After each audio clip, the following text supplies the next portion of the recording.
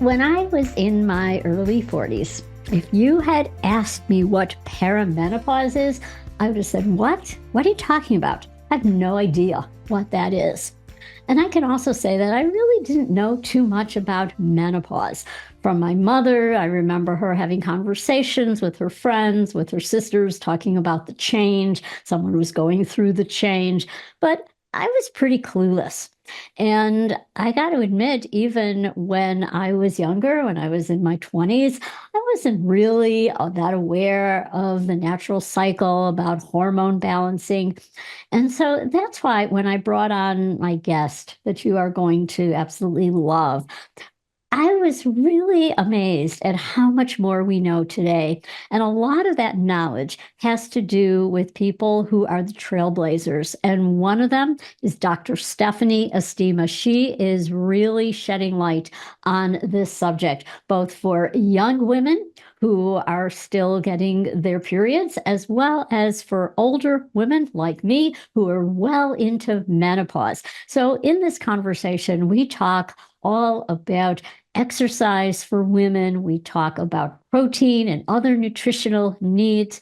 And so I think you are going to really enjoy this conversation. But first, let me tell you about our guest, Dr. Stephanie Estima. She is a prominent health expert, and she specializes in female-centric health span, lifespan, and performance. She has a background in chiropractic care, and as a result, she also has a deep understanding of neuroscience, metabolism, nutrition, exercise physiology, and biomechanics. And she empowers women to make informed health decisions. She has a very significant contribution, the Estima diet. Her book has really been a bestseller, Better Body. She has a program designed specifically for women that aligns dietary and exercise regimens with hormonal cycles. She's also, again, the author of the best-selling book, The Better Body, which offers guidance on intuitive eating, hormone balance, and overall health. But in addition, she has a hit podcast, which is called Better. And that is where she engages in discussions on various health topics, including nutrition, fitness, hormones, and stress management. And it is a top podcast. Her work has been featured in various media outlets. And so I am really thrilled to bring to you this conversation that I had with Dr. Stephanie Estima. I am so excited because I have a special guest today, Dr. Stephanie Estima. She is awesome. We met recently at A4M conference, and I was so excited to meet her and get to know her.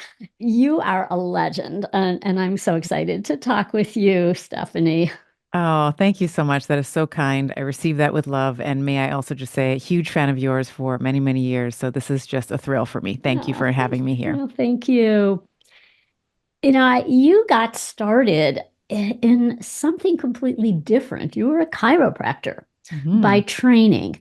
And so many people do start out in one area, and then where they end up, what's their passion, is not often where they began. So could you like sharing that journey? Like what was that period like where you were working as a chiropractor, but then you transitioned, you were focused on more brain health. But how did you then come to where you are now, focusing on hormones, on meals, on muscle? I want to talk about all that. Yeah, so you're right. My training is a doctor of chiropractic, and chiropractic is a study of the neuromusculoskeletal system, right? So my first love, even my undergraduate degree, is in neuroscience and psychology. So I've just had a long-standing affair with neurology, brain function, how that can in real time change someone's posture, change someone's tone. And when I say tone, I'm talking about qualities of the nervous system, not like how muscle looks. So like hypertonia, hypotonia, atonia, that kind of thing. Um, and in my practice, a big part of the curriculum in most chiropractic colleges, particular, and I can say for sure in mine, having gone through, I was a graduate of the Canadian Memorial Chiropractic College in Canada, was a big focus on biomechanics, big focus on musculoskeletal health. And so that was a really nice pairing for me, along with the neurology of my undergrad. And then, of course, some of the continuing education programs that I took as a student and as I continued as a doctor in private practice. So there's always been like a love of exercise physiology, of how nutrition can affect our moods, our how it can affect our ability to reduce inflammation. It was just a different application of it. So I had patients coming in with concussions. I had patients coming in from car accidents. I had patients with chronic headaches and period migraines and like all these different presentations that chiropractic certainly can address. And then just with time, I feel like my ability to affect women's health. I started really, we would run nutrition programs in the clinic, and I would notice men and women, loving, caring for men and women, like, especially when it was like a husband and wife couple, they would sign up for a nutrition program. And the guy would lose, 2 weeks would go by and he would lose 10 pounds, 15 pounds, 20 pounds. And he was like, doc, this is the best program ever, And then his wife, who's literally doing the exact same thing, living in the same environment, like living in the same home, maybe drops 2 pounds, maybe she's like dropped four initially, but she's gained back two. So it was really interesting for me how men and women respond differently to the same stimulus. And so I've Yeah. pivoted a little bit insofar as I focus mainly on females now. But the exercise science, the biomechanics, the joint health and mobility, that is still very much alive and kicking in what I like to talk about now because it's so important. And I think it's so, I mean, I'm sure we'll talk about this, but it's so important in midlife. Like you can kind of get away with ignoring it if you're 20.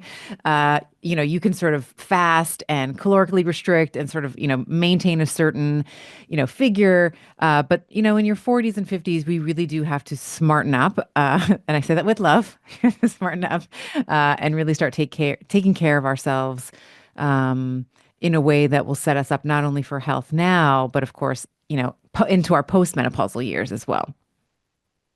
Yeah, absolutely. Well, I love what you say in that example of the husband and wife that women are not just little men with hormones.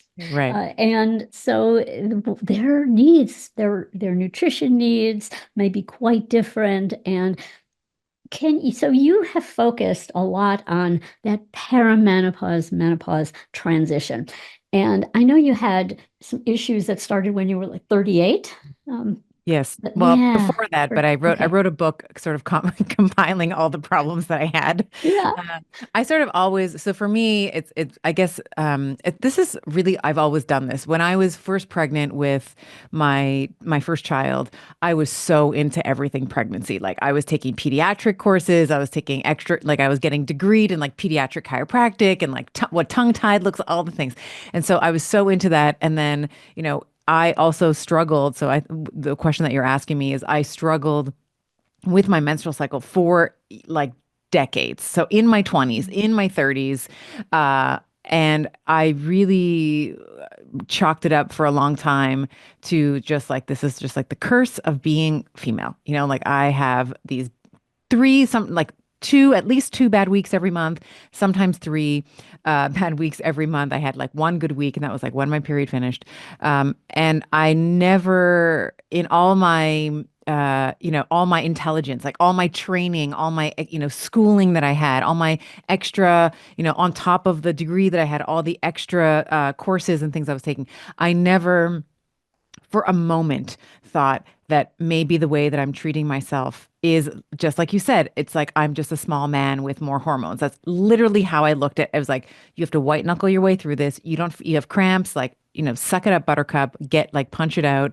And it went on and on like that for years and years and years. And then I think it was around when must have been 30, gosh, yeah, must have been 38, 37, 38. My clinic burned, I had a fire in the clinic. So the entire clinic was burnt down.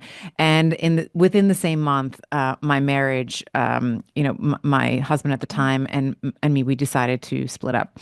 And that's anybody who's listening who, a breakup, married or not, is difficult at any point. We had young children at the time, so my children were 5 and 3.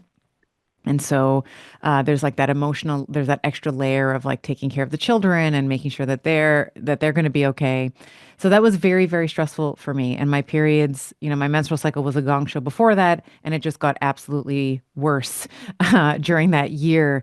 Um, and so what I ended up doing was I ended up taking a holiday, like an extended holiday from practice. I took my kids over to Europe.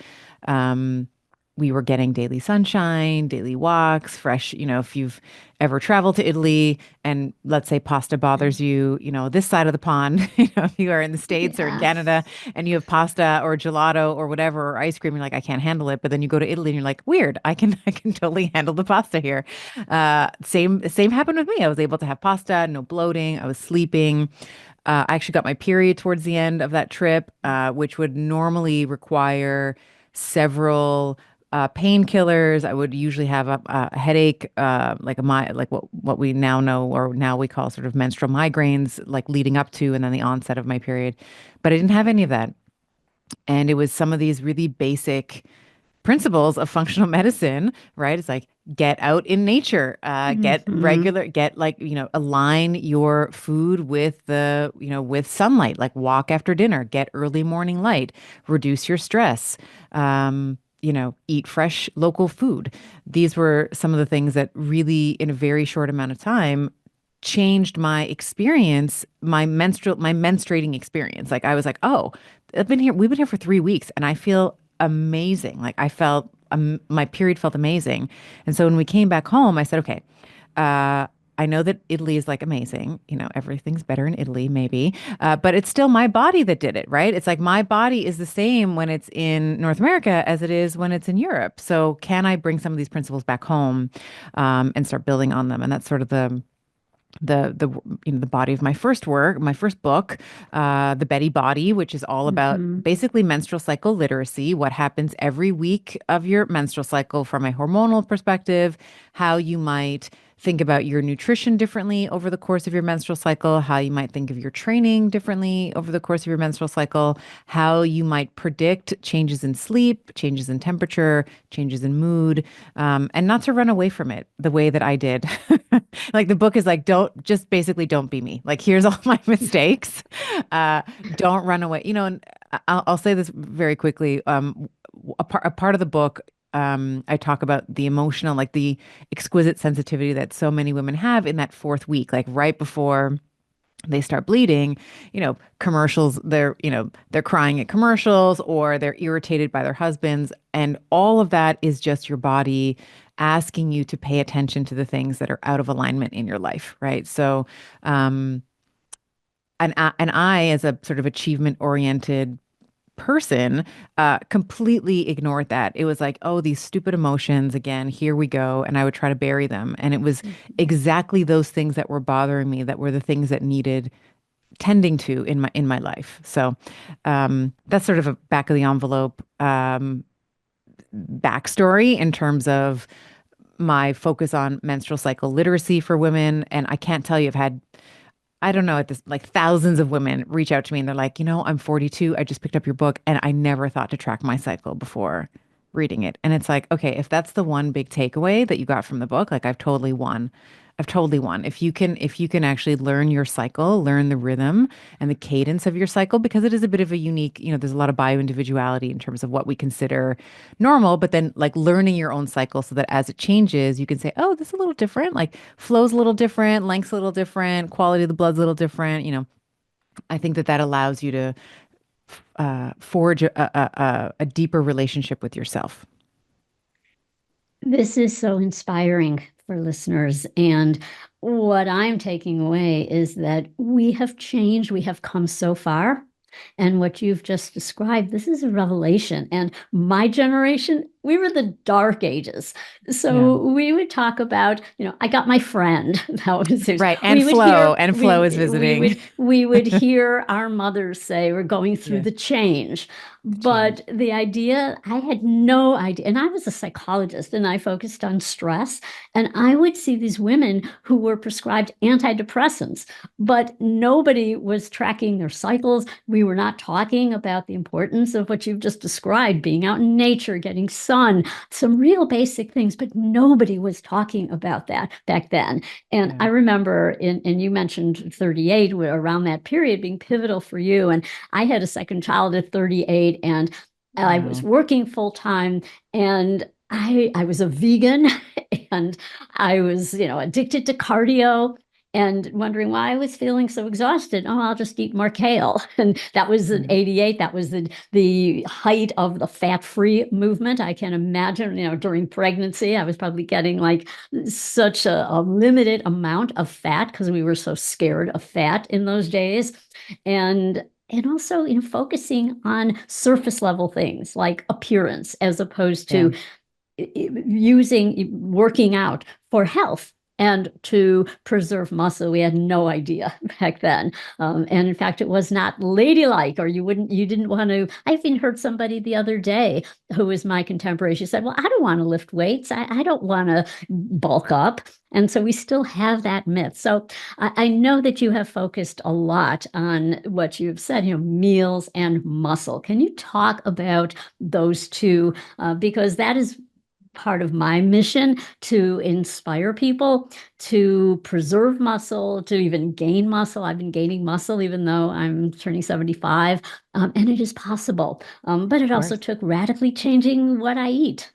Yeah, I love, first of all, I think I just told this to you before we got recording, but if any of you are not following Dr. Sandra on a social, like the girl can deadlift, like, so it's really lovely and really inspiring to see that. So, that is still I think it's changing now, but that is still a persistent myth, which is I'm going to bulk up. And it's like, oh, if only I could. Like, it's like if only I would die to bulk. I would die to have more muscle. Like, I would love to have more muscle. So that is a myth that does need to die. um, I think the other myth around muscle, specifically for women. So I, like I grew up. I was very much influenced by the culture in the '80s. Born in '77. So was watching it was kind of the low. What was it? It was like low. Fat, high carb. Like that was Yes. sort of like the big push at the time. And I remember my mom going, she would like literally, so we were living in Canada, and so she would literally go across the border to Buffalo, which is like the closest American city Mhm. to us, and then she would just get all the fat-free things that were not available in the grocery stores in Canada. Like we would just go shopping across the border and then come back. So yeah, fat-free, grew up in that fat-free, high carb. Um, kind of life. And then I remember in the 90s, when I was like a teenager, it was Kate Moss was like the supermodel at the time, like very much like I guess you might call her like a waif, like she was very, very thin. And I remember looking at that and I was like, like, I don't care if I count out my 10 grapes and my two almonds as my snack. Like, there's no way I'll ever look like that. Like, my hips are bigger than her head, like I am like, not built that way. And so I think, and the other thing too, I think for women our age is that we grew up in the cardio section of the gym, like you said, like cardio every single day, on the elliptical, on the treadmill, on the bike, whatever it is. And so for a lot of women now in midlife, 40s, 50s and beyond, now we're hearing this like, oh, you have to have muscle. Like now you don't want to be a cardio bunny anymore. You want to be a muscle mommy, right? So go to the weight section of the gym. It's like, well, what does that even mean? Am I going to hurt myself? I don't want to lift heavy weights. What if I injure my joints? Like I have arthritis or, whatever it might be. And so there are some considerations. I think there's some subcategories there. I will say that every woman can probably lift heavier than she thinks. If you think about if you are a mother, you know that your baby weighed somewhere between probably on average 5 to 9 pounds. Like my first child was 8'3", my second child was 9'1". But if you like didn't walk That's for a week, big but babies, yeah, yeah. big babies, but maybe your baby was like 6 pounds or 7 pounds, whatever. So that's 7 pounds. And then you put that baby in the carrier, right? Like in the little thing that goes in the car seat thing that kind of goes on the stroller as well as in the car seat. That thing's 10 pounds. So already we're at like, let's say your baby's 6 pounds, you're at like 15, 16 pounds, right? On one arm. So why are you not lifting a 15-pound weight at the gym? Like put down, the pink 2-pound Yes. weights. Like you can lift a little more than that. And I think that we can lift. There can be a couple of reasons. Like I got into the gym and lifting in the gym, like I'll be honest, like I wanted to look good. Like I wanted to look good in my shorts and my bikinis and all the things. Um, so if that's how you found muscle, fine.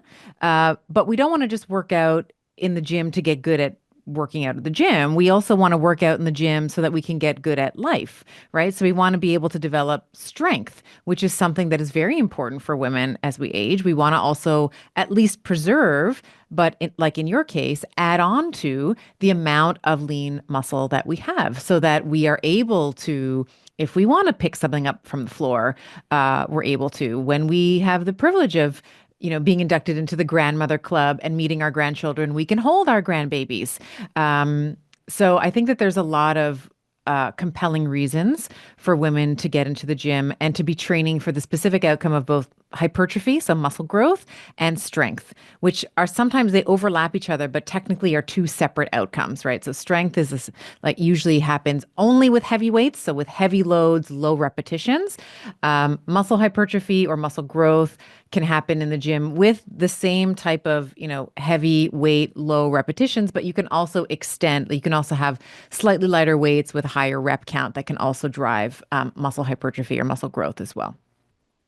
So those are two goals. So hypertrophy is muscle growth, and then you can also aim for strength. So Yeah, I've lately gotten into things like farmer's carries cool. and approach it with curiosity. Like, I wonder. And I had heard Peter T saying that if you're 40, you should lift like 75 pounds. You should farmer's carry for a minute. Said, oh, I wonder if I could do that. And started with 25 and then worked up to 35, which should be 30, between like 35 and 40 would be my 40 would be like my body weight, but it's hard to find those. Yeah. I did find those in the gym. And okay, I can go 30 seconds. Can I take another 10 seconds? So small increments of change, but approaching with curiosity. So I did the same with a deadlift with a kettlebell and said, oh, I can do 50. Can I do 60? So I picked up the 60 and they thought, no, could I do 70? And okay, yes, I was able to lift it. And so I just wonder if you could comment about, some of you mentioned before, like what holds people back? They're going to afraid to get injured. So what do you say to someone who says, well, no, I'm not going to go in the wet room. I don't want to get in. I heard it's dangerous. You can get injured. I have arthritis. I have pain. It's not for Yeah. me. Yeah. I would say first, adopting your philosophy around curiosity, I think is an excellent one. I think as long as we can, for the entire span of our lives, the more curious and humble we can stay, I think the more color, rich and robust the life is. So if you can stay curious, if you are afraid of injury, I will say that this is not something to just be like, oh, don't worry, just go for it. Like because there is a real risk. Like there is, a lot of you often hear people will talk about like a mind muscle connection. That is basically a motor, like it is a neural motor, like motor unit connection, right? So if you have not spent many years honing that mind muscle or that neuromuscular connection, sure, if you lift something too heavy and you don't have the mechanics, you don't have the stability for it, there certainly is a risk of injury. So I would say to somebody who's worried, uh, hire a trainer or somebody, if you're a female, hire somebody who has some training, some experience, a personal trainer or otherwise. I think chiropractors and physical therapists are also very good starting points as well. For someone who has training in women in midlife, so perimenopause and menopause, because we are a different animal, like we do behave differently than our younger counterparts and someone who might be 20 or 30, early 40s, that kind of thing. So hire someone who can just kind of show you around the gym, how the machines work, where you should be feeling things. A lot of what I noticed in clinic in my tenure as a clinician, we would often take new patients through like a whole roster of exams, but one of them was a squat, like it was a wall sit test, and then another one was like just some air squats to see what their hip mobility, knee mobility, ankle mobility looked like. And I would say probably 80 to 90% of the population doesn't know how to squat properly. That's the first observation. And then the second observation there is when they're squatting, often women would say, "I don't feel it in my butt." like I don't actually feel it where I'm supposed to, right? Like they would, I'd say, are you feeling in the front of your thighs? Oh, yes, I'm feeling it there. So those are the quadriceps, sartorius, a little bit of adductors, kind of towards the inner thigh area. And are you feeling it in your bum? No, not at all. Does that mean that you're doing the motion incorrectly? Not necessarily. You might not like the glutes are actually very difficult and the back actually because we can't see either of those things unless we're sort of twisting around in the mirror. It's very actually difficult because we don't have a visual connection to them to feel them working. So if you were to go in the mirror and do like some bicep curls, you can watch the bicep contract and that concentric and eccentric movement and you can forge a mind muscle connection with the bicep. It's harder to do that with the glute. It's harder to do that with the back, which are, as you know, huge muscle groups, right? Like glutes, the legs, sort of in totality, are a huge muscle group by weight. And then the back would be like a close second in terms of the volume, like the just sheer mass of muscles that we have in the back. So, women will often complain, well, I don't feel it there, so that means that I'm not doing it properly. And that's just like it's not that you're not doing it properly, it's just you don't have the mind muscle connection there yet. You just got to put in the reps. It's like you got to put in the Yeah. 10,000 they say like becoming a master is like 10,000 hours. So it's like you just got to put in the miles. You just got to put in the reps there. And over time, I promise you'll be able to feel your butt. Yeah, you actually get better. So I aim for 100 squats a day. I do my first 30. I do pour over coffee. And while I'm waiting for that to be ready, I'm just in the Smart. kitchen and I do a set of 30. And then I love some it. other time during the day, I'll keep doing more. One of the things I've noticed is that if I think about ballet and like a plie, and I can do more of the sumo, a little bit of turned out, that I can get down much farther and I really feel it in my butt more. But I love that reference because I can relate that to dance. I Yeah. still take ballet class. And so many women say, well, I don't need strength training. I get it from yoga or I do Pilates. And I love it. I do yoga every day. I do Pilates. I have a reformer, but and I work on posture and core work. But what are your thoughts on those forms? And I know it all plays into what you're doing at the moment because I think about tightening my core when I'm, doing a strength move, for example. So I rely on that yoga or that Pilates training. But what about if you think only Pilates or only yoga, I'm good enough? Yeah, I'm going to say no. The I short agree answer with there you. is no. I do love yoga. I love a hot yoga class. Like that Yes, is me such a too. great stress relief. And Pilates is wonderful as well. So Pilates, and they have the reformers that many of them have like, graded resistance, Yep. which is lovely. Pilates, you're going to work a lot of the smaller accessory muscles. You're going to work a lot of the muscles of the core, as you mentioned, postural muscles. So that's really lovely. And then again, like the mobility aspect of therapy or of movement. So we talked about hypertrophy and strength being two different outcomes. Mobility is also very important as well. Flexibility and mobility. This is often overlooked. Yoga and Pilates do a bang up job, an Yes. excellent job of preserving joint range of motion, helping with improving range of motion. And this is actually especially true kind of coming back to the squat, where I would see the most deficits in the breakdown in technique for squats is at the ankle. So most Mm. people can squat, like most people can hip hinge. Most people have a decent amount of knee range of motion, assuming there's no injuries there, or ACL tears or something, something previous in their history. But ankle mobility usually is terrible for most people. And you know this by just asking anyone, uh, maybe not your 2-year old because they can probably do it with ease, but any adult to just get down into a full squat. Most people cannot.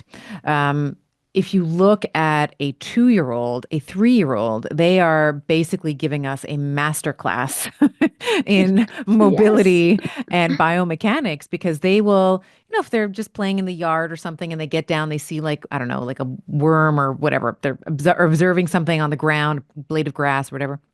They just get down in the squat position and they stay there for as long as they want. And they play with the dirt, they play with the grass, they play with the whatever. And then they get back up whenever they want. And we as humans start to lose that around the age of 6 years of age, which is usually concurrent with kindergarten, where we start sitting for long hours of the day. So I would say back to your original question, yoga Pilates. I think it is a very important and essential part of any movement program, once or twice a week or more if you love it. But if we were to sort of rank order an ideal movement program if you were coming to me. I am a resistance training first practitioner. So I am always going to design a program that prioritizes resistance training. Wherever you are on the spectrum, you're a newbie and you've never touched a weight and or you've been lifting for 35 years, whatever it is. I'm always going to prioritize resistance training first. We're going to find a cardiovascular activity that you love. And you're going to do that a couple of times a week. And we can play around with zones. We can get into that if you like. And then, of course, the mobility aspect, which as we age is something that we also lose. So if we are not Mhm. prioritizing joint range of motion, and this actually comes back to another comment that you made earlier that I'll kind of circle back to, which is if you are somebody with an arthritis, so you have osteopenia or the full-blown disease, osteoarthritis, rheumatoid arthritis, psoriatic arthritis, any of the arthritides, right? So any of sort of the diseases, the arthritic disease states, your goal should be primarily not necessarily to lift heavy weights, but it should be to at least preserve the range of motion, the joint range of motion that you currently have, with an idea to expand it over time. I had a friend, um, very severe case of RA, so very severe case of rheumatoid arthritis, lifted weights for several years. And when we started to see this disease progress, he wasn't able to lift as heavy as he wanted anymore in the gym. So he had to lighten up the weights. So it was, destroying his ego because he's used to lifting really heavy weights.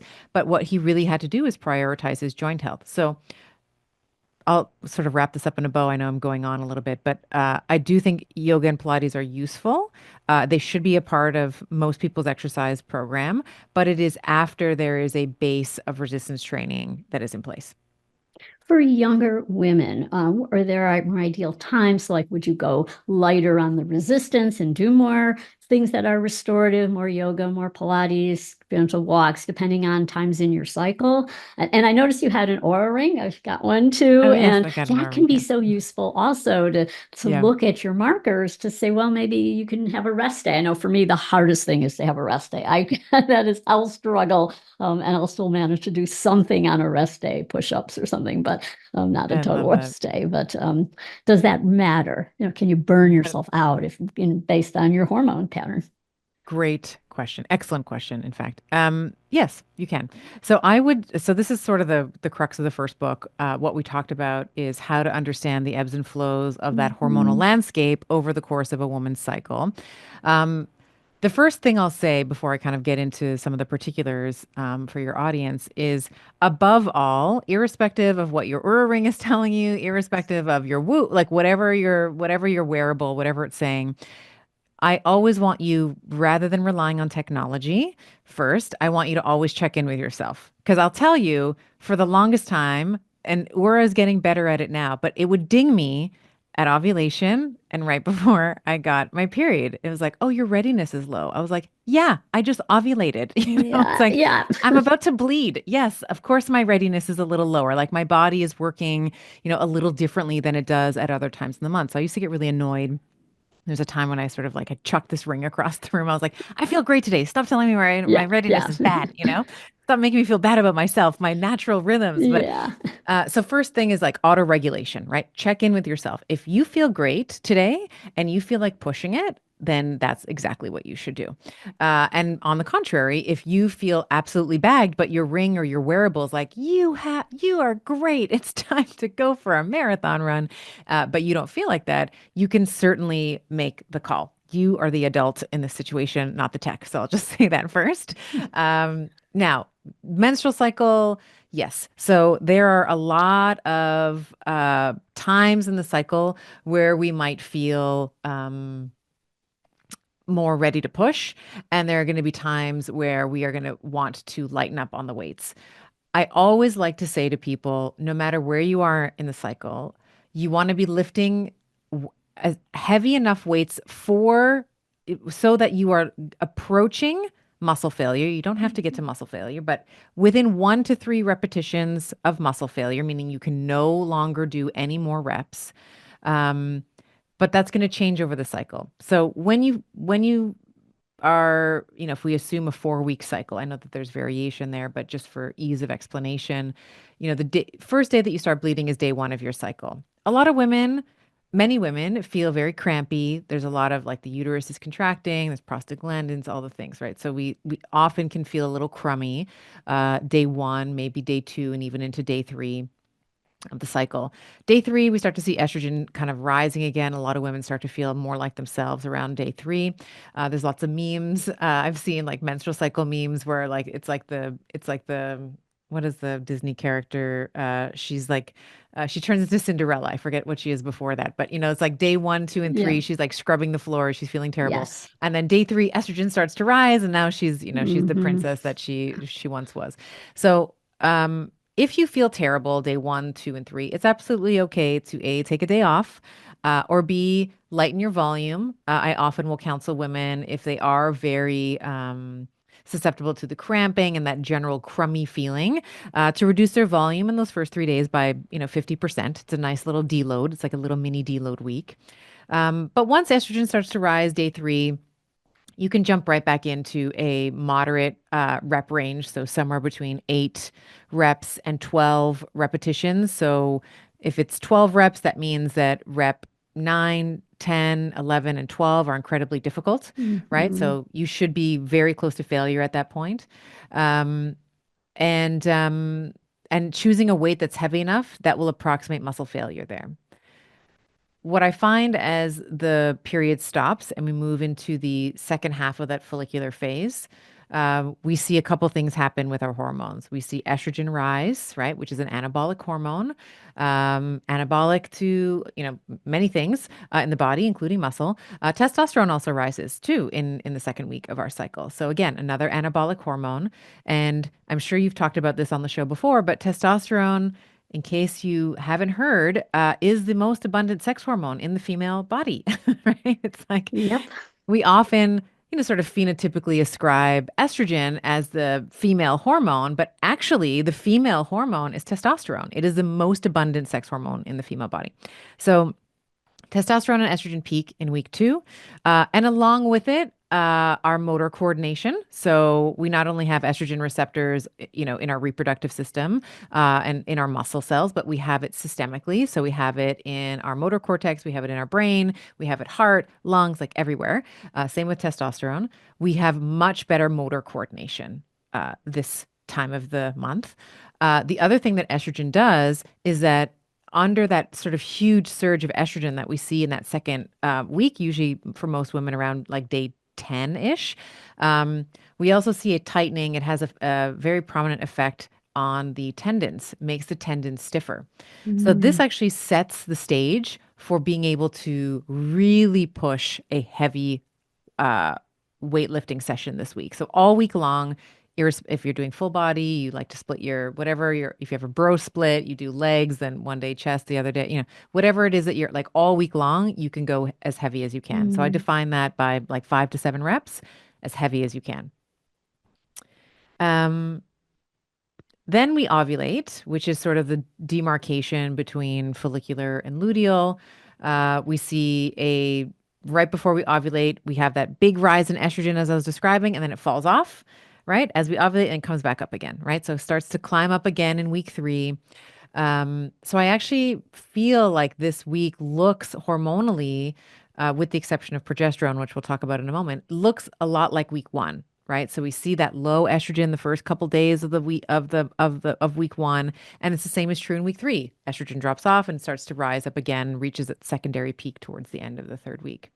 So I like to just repeat what we did in week one there. So if you were moderate weights, in week one, you can do the same thing in week three. Um, and then we also have, then as we move into week four, as you probably know, and I know that through IFM and all the courses that we have around that you have around perimenopause and PMS and the menstrual cycle in general, if someone's going to feel inflamed, it's the second half of the cycle, right? It's like week three and particularly week four. Like most women are going to feel like they're hotter. That's because of progesterone. They're like bloated again because of progesterone, because it slows down our digestion. Mood is a little wonky. Sometimes we're a bit, the emotionality that we were talking about before, we're more sensitive to things. You can also experience migraines, which is usually towards the end of week 4. And what I often will counsel women to do here, if they feel really crummy, is not to skip the gym. And in fact, the gym is so important for you this week. But this is where you can do the lighter weights, not the pink weights, not the 2 pounders, because you're better than that. But you can do a longer set, so there can be more repetitions, right? So you can do 15 reps, 20 reps, even 25. I mean, if you can do 25, God bless you, because that's a really long set. Yeah. But 20, 15 to 20, 25, if you have the patience of, a nun or something. But by necessity, that means that the weights are going to be lighter. And the reason why I counsel people to do that is, the one thing that we know about muscle contraction is as the muscles are contracting, right? So as we see that, the muscle shortening and then releasing again, it acts like a pump insofar as it's releasing chemicals into the bloodstream that actually actively reduce inflammation. So these are called myokines, which I know you've heard of. These are just like anti-inflammatory cytokines that will reduce. They cross the blood-brain barrier, so they go into the brain. They reduce inflammation. If you're feeling brain foggy, you walk into the room, you don't know why. Where are your keys? Where's your phone? That kind of thing is going to help ameliorate that. It's going to help ameliorate your mood. It's going to help with your sleep. So I do really like women to continue training all through the cycle. There was a period of time, I think, when there were people talking about you should never train in the second half of your cycle. It's like, no, no, no, no. Yeah. That's the most important time for you to train. You just have to be able to give yourself a little bit of compassion to go a little bit lighter, but know that what you're doing every time that muscle is contracting is that you are releasing some of these anti-inflammatory molecules into the body to help you feel better, right? To help you have a better period, essentially. I know that was a lot. Wow. This That's has a been lot. such incredible information. And health coaches who might be listening, you can educate your clients about this and empower them to take charge and personalize their routine and then go to their trainer if they're working with a trainer Yeah. to inform, because often trainers are not aware of this and they're just going to take people through the same routine. So let's turn to our final topic, which is something I'm so passionate about, which is you describe as meals and muscle. I was Yeah. doing it all wrong when I was younger. So many years I was a vegan, then I was a raw vegan, never felt worse during that time. The summer I was raw vegan. And finally, now I'm focusing on protein. My lunch was a 36 grams. I had these amazing Force of Nature meatballs Yeah. and feel wonderful and energized. And I'm talking to you and I'm not falling asleep as I would have with that previous high carb meal with hardly any protein. I love that. Yeah. Was it called a macrobiotic diet? Was that I what? did macrobiotic. You did Yeah, that macro. was when Okay. my kids were little. I was in a co-op. That was ages before Whole Foods. And we Mm. would have a co-op where we'd place the order, fax it in, and, and get these cases of, yeah, I was cooking brown rice every night Oh my and gosh. soaking beans. And it was, yeah. I mean, I think that there's some validity. Like I remember there used to be this restaurant, it's closed now, but they used to, I don't know, they would only cook, like if you ordered a pizza, let's say, it was a vegan restaurant, but they would only cook it to like a certain temperature. Like they would never go above because they felt like the enzymes or whatever were destroyed in Yeah. it. So anyway, yeah, I think that in midlife, uh, where I'm currently 47. Um, and beyond. And I would say even before, but it's especially true for us ladies that did the high carb, low fat, the extra, like what was that thing, the Jane Font, like all that Oh, stuff, the right? Jane It was like Fonda. I did all that in the late all 70s. the I had my buns of leg steel, warmers like and all that yeah. kind of stuff, right? So all of us who kind of grew up there, we do have to move. The one macronutrient that changes as we age is protein. So, as you've correctly Mhm. identified, we actually increase our protein needs as we age for several reasons. But the most important one, and the easiest one for most people to understand, is that we've just become, as a natural function of aging, if you're not being strategic, you be just as we age, we become more insulin resistant, meaning that our cells, particularly at the level of the myocyte, like at the level of the muscle cell, down regulates its sensitivity to insulin somewhat. So insulin, of course, everybody knows is a peptide hormone that is responsible for taking primarily glucose, but also amino acids out of the bloodstream and putting them into the cell so the cell can use that as food. It ends up making energy, etc. So if insulin is being released from the pancreas and the cells are see insulin is there, but they're not responding to it, the net there is that we still have those substrates floating around in the plasma. We still have the glucose and the amino acids floating around. And of course, glucose floating around in the blood is not an ideal, this is not an ideal scenario. So, it is very important for us to be prioritizing protein. I just from my neuroscience kind of geeky background, really was enamored with the ketogenic diet for a long time. Ran a program about it in terms of helping people uh, uh, reinstate insulin sensitivity, and it does have its merits.